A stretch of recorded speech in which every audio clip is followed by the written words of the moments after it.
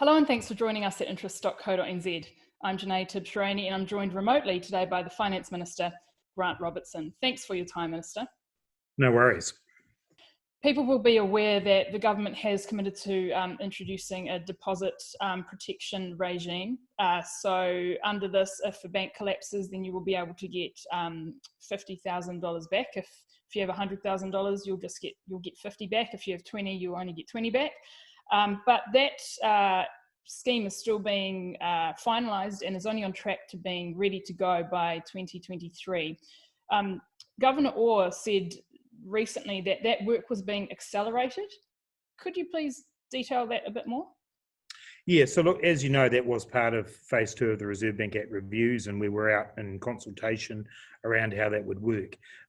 When we were taking some decisions in this environment about what work should or shouldn't carry on, I specifically asked for that work to carry on and indeed for it to be made a priority.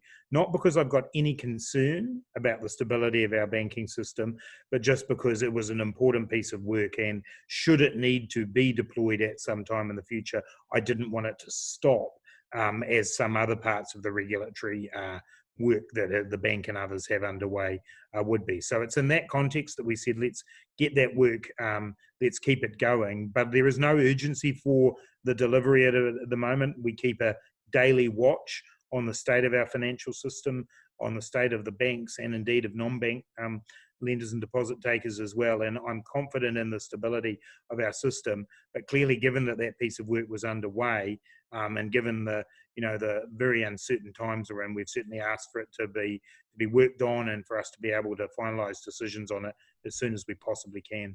Okay, but correct me if I'm wrong. Is consultation on that has that not been extended, just from memory? Well, it may have been extended but it hasn't stopped the work that we're doing here on further development. And, of course, any decisions we make about it would be subject to consultation, particularly with the banks, who are obviously ultimately who it involves. Okay, so I just want to be clear, that work is just continuing, or is it being fast-tracked, that particular part of that Reserve Bank Act review?